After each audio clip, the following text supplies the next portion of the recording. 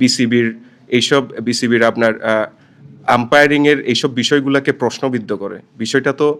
বিষয়টা তো এমন দাঁড়ায় যে আমরা কোনোভাবে আপনার বিসিবির আপনার টার্গেটে চলে আসছি। আমরা তো এখানে আসছি ক্রিকেট ডেভেলপমেন্টের জন্য, আমরা এখানে আসছি হচ্ছে বিজনেস করার জন্য, আমরা এখানে আসছি আমরা ইন্টিগ্রিটি ঠিক রাখবো, সব কিছু ঠিক রাখবো। At the same time globally আমাদের এক্সপোজার হবে, আমাদের ক্রিকেটের ডেভেলপমেন্ট হবে। তো এখানে এসে আমরা দেখতে পাচ্ছি সেটা হচ্ছে আমাদেরকে ক্যারেক্টার অ্যাসাসিনেট করার চেষ্টা করা হচ্ছে, আমাদের ইন্ডিভিজুয়ালদেরকে পোক করা হচ্ছে, সোশ্যাল মিডিয়াতে আমাদেরকে আপনার রং একটা ইমেজ পোর্ট্রে করার চেষ্টা করছে। This is very what I can say, this is something that I don't have any words to describe.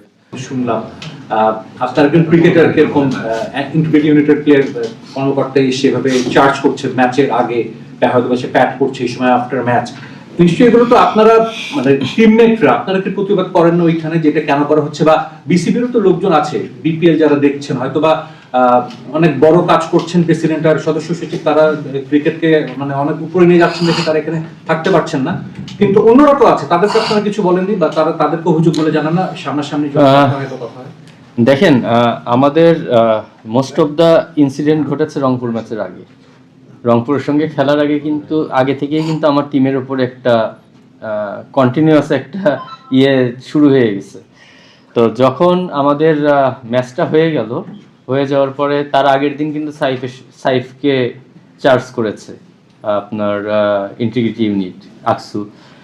তারপরে যখন ম্যাচের মধ্যে যেই কাজটা করেছে, হ্যাঁ আপনি যদি বলেন যে ম্যাচের আগের দিন কথা বলেছে, এটা নাথিং রং, কিন্তু ম্যাচের মধ্যে যখন একটা ছেলে প্যাড পরা আছে তখন এসে তাকে পোক করে কিভাবে, এটা আমি অ্যাজ এ প্লেয়ার হিসেবে আমার 15-16 বছর 17 বছর যাই বলেন ক্যারিয়ারে, আমি এরকম কোনো ঘটনা কখনো শুনি নাই যে পৃথিবীর কোথাও এরকম ঘটনা ঘটেছে।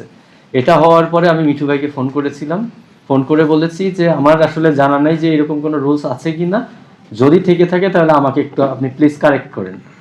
উনি বলেছে যে আমি তখন ওনাকে বলেছি আপনিও তো একসময় ক্রিকেট খেলেছেন, এখন না হয় বোর্ড ডিরেক্টর, কিন্তু আপনি প্লেয়ারের জায়গা থেকে চিন্তা করে দেখেন যে একটা প্লেয়ার নেক্সট ব্যাটিংয়ে যাবে, প্যাড পরে বসে আছে, তখন তাকে এসে আকসু থেকে চার্জ করা, এটা কোনোভাবেই কোনো প্লেয়ার এক্সপেক্ট করে কিনা বা সে ডিজার্ভ করে কিনা। তখন উনি বলেছে আমাকে অফিসিয়ালভাবে মেল দিতে, আমি ঢাকা টিমনেট থেকে তাকে অফিসিয়াল মেল পাঠিয়েছি, খুব সম্ভবত প্রেসিডেন্টকে পাঠিয়েছি ওনাকে সিসিতে রেখে। তারপরে কোনো ধরনের অ্যাকশন আমি এখনো তো দেখি নেই, আমি জানি না এখানে কোনো ধরনের হচ্ছে, মানে এটা নিয়ে কোনো কাজ করছে কিনা। আর আমাদের ভুলে গেলে চলবে না, সাইফ কিন্তু আমাদের সামনে ওয়ার্ল্ড কাপ খেলতে যাচ্ছে। ওয়ার্ল্ড কাপ খেলতে যাওয়ার আগে একটা ছেলেকে আপনারা মানসিকভাবে যদি এভাবে ডিস্টার্ব করতে থাকি বা একটা ট্রমার মধ্যে ফেলে দিই, এটা আলটিমেটলি কিন্তু 2 দিন পরে আমার দেশের উপর এফেক্ট পড়বে। তো আমরা কোনোভাবেই মানে আমরা বাংলাদেশে ক্ষতি হবে এই ধরনের কোনো অ্যাক্টিভিটি আমরা করতে পারি না। সে যে আপনার ঘুমের সেন্সে ছিল, না হলে তো মানে গালিগালাজ করতো লিটারেলি। না, এই সিচুয়েশন যদি ক্যারি আউট করে আমরা কখনো কন্টিনিউ করার সাহস পাবো না। আসলে এখানে এসে আমরা কথাই বলছি, যখন ফারুক ভাই প্রেসিডেন্ট ছিলেন হয়তো পেমেন্ট ইস্যু একটা বড় ইস্যু ছিল, কিন্তু এরপর তো এই বিষয়গুলো তো আপনাদেরকে নিশ্চয়ই ফেস করতে হয় না। মানে গতবারের বিপদে তো যেটা রেট করতে বলি পেমেন্ট ইস্যুটা বাদ দিয়ে, নিশ্চয়ই আপনি বেটার বলবেন গতবারের। আপনি গত বছর দেখেন, গত বছর হাই স্কোরিং ম্যাচ হয়েছে, মাঠ ভরা দর্শক ছিল।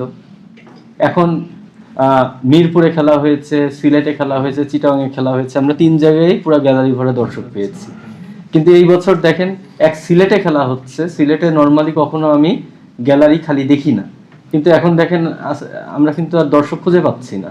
তো কারণ কি, যে খেলার ওই রকম যে মানে যতটাই ভালো করতে চেয়েছে আমি জানি না কতটা ভালো হচ্ছে। আর একই জায়গায় একই ভেন্যুতে খেলার কারণে উইকেটও টায়ার্ড হয়ে গেছে। আর টি-20-তে মানুষ চায় হাই স্কোরিং ম্যাচ দেখতে, কিন্তু হাই স্কোরিং ম্যাচ তো ওইভাবে হচ্ছে না। এই মুহূর্তে কি মনে হচ্ছে যে এমন তাড়াহুড়ো করে বিপিএল না আয়োজন করলে ভালো হবে এই স্টেটে এসে? দেখেন, তাড়াহুড়া করে বিপিএল যারা অ্যারেঞ্জ করছে বিপিএল ওনারা জানে এটা তাড়াহুড়া ছিল না। কারণ আমি যতটুকু জানি, আমি গত বছর চিটাগাংয়ের ক্যাপ্টেন ছিলাম, আমার সঙ্গে কিন্তু এখন থেকে আরো 6-7 মাস আগে মিটিং হয়েছিল যে বিপিএল কিভাবে কি হলে ভালো হয়, সেখানে কিন্তু মিঠু ভাইও ছিল। হ্যাঁ, তো এই বোর্ডে এখন যারা আছে, এর ফারুক ভাইয়ের সময়কার কথা বলছি, তখন কিন্তু এই বোর্ডেরও অনেকে ছিল। তো ওনাদের তো প্রিপারেশনটা শুরু হয়েছে তখন থেকে। আর আমাদের দেশে যত কিছুই বলেন, সব কিছু যাওয়ার পরে একটা এক্সকিউজই থাকে যে অল্প সময়, এই অল্প সময়ের মধ্যে পারছি না। হ্যাঁ, যে পারে সে অল্প সময়ের মধ্যেই পারে, আর যে পারে না তাকে 2 বছর সময় দেন, পারবেন। গত সৌদিকের কাছে একটা কোশ্চেন, আপনি হচ্ছে যেটা বলছিলেন যে আপনি এর আগে বিপিএল শুরুর আগেও বলছিলেন যে ইন্টিগ্রিটিতে আমরা সর্বোচ্চ সাপোর্ট করব, এবং এটা মিঠু ভাইও তিনিও বারবার বলছিলেন। সেক্ষেত্রে রহমানুল্লাহ গুরবাজের কথাটা যেটা বললেন যে অল অফ এ সাডেন তার রুমে চলে আসা, এটা আসলে আপনার টিমের জন্য এবং বাংলাদেশ ক্রিকেটের জন্য, যেহেতু আপনি বিপিএল এ দল দিয়েছেন, বাংলাদেশ ক্রিকেটটাকেও ডেভেলপমেন্ট করতে চাচ্ছেন, সেখানে কতটা প্রভাব ফেলছে? কারণ সামনে আপনাদের ফরেন প্লেয়াররা আসতে যাবে কিনা, বা এই ধরনের একটা ইস্যু তাদের উপর এফেক্ট করবে কিনা। আরেকটা কোশ্চেন, আপনি বারবার একটি দলের কথা বলছিলেন, একটু স্পেসিফিক ভাবে বললে ভালো হতো। না, আমি এটা দলটার কথা স্পেসিফিকলি বলতে পারবো না, এটা আপনাদের খুঁজে বের করতে হবে। আমি জানি you guys are very smart, এটা অলরেডি ফেসবুকে চলে আসার কথা কোন দলের কথা বলছে। আর যে কোয়েশ্চেনটা করেছেন, ডেফিনেটলি আমাদের যেই বিপিএল এর যে কালচার, ফরেন বিগ বিগ প্লেয়াররা এখানে আসতে চায় না, বিভিন্ন পেমেন্টের ইস্যু আছে, এটা আসছে সেটা আছে। যেমন ধরেন শোয়েব আক্তারের কথাই বলেন, আমাদের একদম 100% টাকা দিয়ে তারপর সে আসছে, তাই না? তো এই বিষয়গুলো তো আমরা ডিল করছি, কিন্তু আমরা এটা মেনে নিয়েছি যে আমি না করি, someone from our franchise owners এই কাজটা করেছে বিদায় আমরা এই ট্রাভেলের মধ্যে আছি। কিন্তু আমি যখন প্লেয়াররা যখন আসবে, আমি যখন তাদেরকে প্রপারলি ট্রিট করতে পারবো, প্রপারলি পেমেন্ট করতে পারবো, নিশ্চয়ই এটা চেঞ্জ হবে। এবার আমি যাদের সাথে ডিল করেছি, নেক্সট ইয়ার আমি যদি প্রপারলি পেমেন্ট দিতে পারি, ওদেরকে একটা গুড এনভায়রনমেন্ট দিতে পারি, নেক্সট ইয়ার ডেফিনেটলি ওনারা আমার থেকে আর 50% বা 100% অ্যাডভান্স খুঁজবে না, তাই না? তো ওই সাইড থেকে আমি চিন্তা করলে না, ঠিক আছে, এটা আমাদের দোষ, আমরা পেমেন্ট দিই নাই, এটা আমাদের ডেভেলপ করতে হবে, but it has to be gradual process, right? এবার আমি বললেই যে আপনার প্লেয়াররা চলে আসবে তা তো না। তো এবার আমার অ্যাডভান্স দিয়ে আনতে হচ্ছে, দ্যাটস ফাইন, এটা নেক্সট ইয়ার রিডিউস করবে। কিন্তু আপনার হুট করে আপনি একজন ফরেন প্লেয়ার, বিগ প্লেয়ার, যে আপনার IL T20 খেলতেছে, এখানে ওখানে খেলতেছে, এরকম একটা প্লেয়ারের রুমে আপনি গিয়ে ঝামেলা করবেন, সেইটাতে তো সে যে আপনার ঘুমের সেন্সে ছিল, না হলে তো মানে গালিগালাজ করতো লিটারেলি। এটা আমাদের পুরা মানে বাংলাদেশের ইমেজের জন্য একটা নেগেটিভ ইম্প্যাক্ট না, যে ফরেন একজন বিগ প্লেয়ার।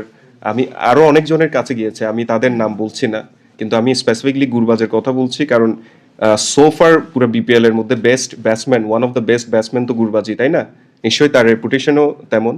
তো অ্যান্টি করাপশনের উচিত ছিল এরকম একটা প্লেয়ারের কাছে যাওয়ার আগে অ্যাটলিস্ট, ঠিক আছে, যারা ছোট ছোট প্লেয়ার আছে তাদেরকে আমি কেয়ার করলাম না, এটা আমরা মানিয়ে নিলাম বা সামহাও এটা মিডিয়ার বাইরে রেখে দিলাম, কিন্তু বড় একটা প্লেয়ারের সাথে এই টাইপের বিহেভিয়ার হবে, এটা তো আসলে না সে মেনে নিতে পারবে, না আমরা মেনে নিতে পারবো। এটা তো আপনারা ওই যে 30টা ফোনের কথা বলেছেন, আপনি তো আতিক ভাই যেই উত্তর দেন না কেন, মানে একটু স্পেসিফিক বলবেন, শুধুমাত্র কি আপনাদের দলের উপরই বেশি হচ্ছে, নাকি আপনার সঙ্গে বাকি? এটা আমি জানি না। আমাদের যেটা ধারণা সেটা হচ্ছে একটা সিঙ্গেল টিম ছাড়া বাকি সবাইকেই সিমিলার ট্রিটমেন্ট দেওয়া হচ্ছে আকসু থেকে। আর আমাদের সাথে যেটা হচ্ছে, যেমন ধরেন আমাদের একটা ফর্মাল যদি অ্যাপ্রোচ থাকতো, যে আমাদের প্রত্যেকটা প্লেয়ারই তো মানে ইন্টিগ্রিটির বিষয়ে সত্যি কথা হচ্ছে আমাদের কারোই আপনার সুযোগ দেওয়ার স্কোপ নেই, তাই না? আমরা তো সবাই চাই 100% ট্রান্সপারেন্সি থাকুক, ইন্টিগ্রিটি স্ট্রং থাকুক ম্যাচে। তো আমিও সবাইকে বলেছি যে আমাদের বেস্ট সাপোর্টটা দিতে হবে, but everything should be under laws, right? Rules and regulation, এর বাইরে যাওয়া তো যাবে না।